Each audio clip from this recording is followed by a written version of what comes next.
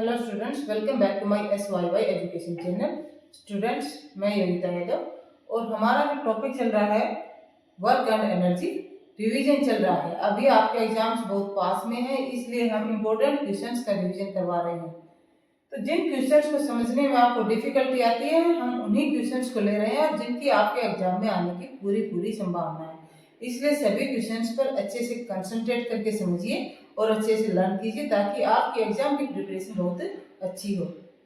इससे पहले कि हम आज के इस क्वेश्चन को डिस्कस करें, समझाएं आपको, आप सभी मेरे चैनल को सब्सक्राइब कर लीजिए और बेल आइकन को ऑन कर लीजिए ताकि नए वीडियो का नोटिफिकेशन आपको तुरंत मिल जाए, क्योंकि हमारे जो साइंस के टॉपिक्स है आपके एग्जाम तक कंटिन्यू रहेंगे। एक्सरसाइज का question number 11, what is the work done by the force of gravity on a satellite moving around the अर्थ।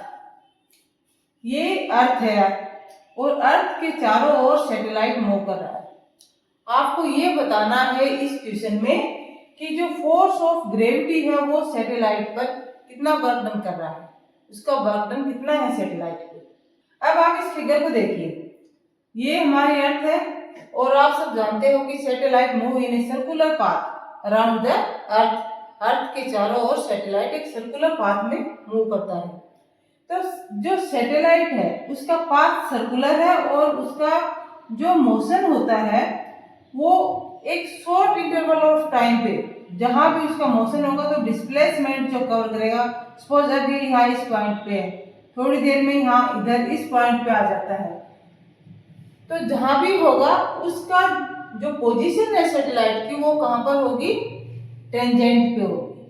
अब टेंजेंट क्या होता है ये आप अच्छे से जानते हैं कि जब सर्कुलर पाथ यानी कि सर्कल की जो सर्कमफेरेंस है उसके साथ जो लाइन खींची जाती है उसको हम क्या बोलते हैं, टेंजेंट बोलते हैं।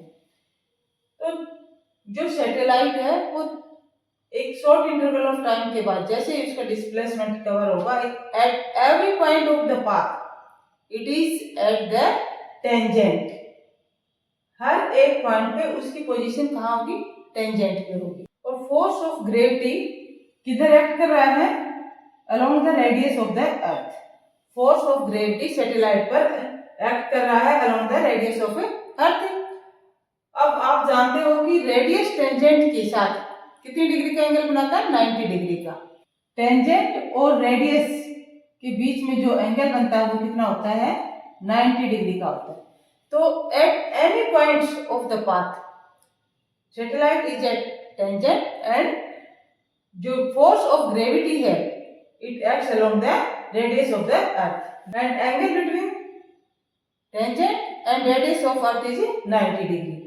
सो work done by force of gravity, work done by force of gravity on satellite F cos theta into S, S is displacement। तो अब यहाँ पर फोर्स cos थीटा क्या है, 90 डिग्री एंड S। अब cos 90 क्या होता है, cos 90 is equal to 0। cos 90 की वैल्यू 0 होती है, तो वर्क डन क्या आ जाएगा, F इंटू 0 इंटू S यानी कि 0। So work done by force of gravity on a satellite is 0। Question number 12, can there be displacement of an object in the absence of any force acting on it. Question क्या है कि किसी object पे हम force नहीं लगा रहे हैं, क्या तब भी उसका डिस्प्लेसमेंट हो सकता है। तो इसको हम एक्सप्लेनेशन के साथ आपको समझाएंगे। यहाँ पर अच्छे से ध्यान दें इस क्वेश्चन पर। यस, इसका आंसर क्या होगा कि yes, there can be displacement, there can be displacement. जब फोर्स नहीं लग रहा है तब भी डिस्प्लेसमेंट हो सकता है। इन the absence of force, in the absence of force, कि कोई फोर्स एक्ट नहीं कर रहा है ऑब्जेक्ट पे, फिर भी ऑब्जेक्ट डिस्प्लेस हो रहा है, डिस्प्लेसमेंट है उसका। तो कैसे है, अब आप जानते हो कि F क्या होता है, यानी कि फोर्स। फोर्स क्या होगा, M इंटू ए। M क्या है, मास, और A क्या है, एक्सेलरेशन। अब क्वेश्चन की कंडीशन के अनुसार F क्या है, 0, यानी कि फोर्स तो लग नहीं रहा, F 0 है, यानी M and A is equal to 0। अब M and A is equal to 0 है, M into A is equal to 0, और हम सब ये जानते हैं कि M never be 0। Mass, M means मास, मास कभी भी 0 नहीं होता है, mass is not equal to 0। अब मास जब 0 नहीं है तो क्या हुआ कि एक्सेलरेशन, इसका मतलब ये हुआ कि A is equal to 0, A 0 है, एक्सेलरेशन 0 है।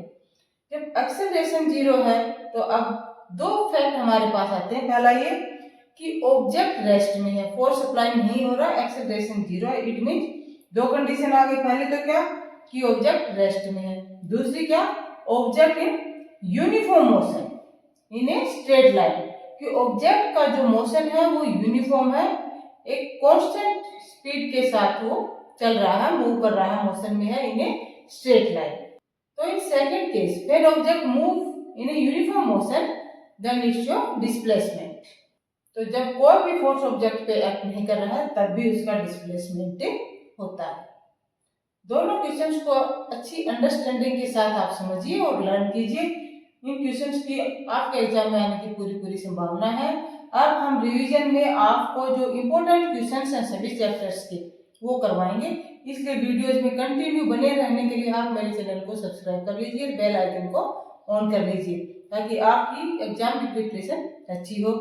अब हम आपको कुछ जो क्वेश्चन सेट्स हैं आपके एग्जाम की प्रिपरेशन के लिए, जो फाइनल एग्जाम में जो आपका क्वेश्चन पेपर आएगा उनका भी प्रैक्टिस करवाएंगे, इसलिए आप सभी अपने दोस्तों को भी बताइए और चैनल को सब्सक्राइब कर लीजिए, वीडियो को शेयर और लाइक कीजिए सभी के साथ।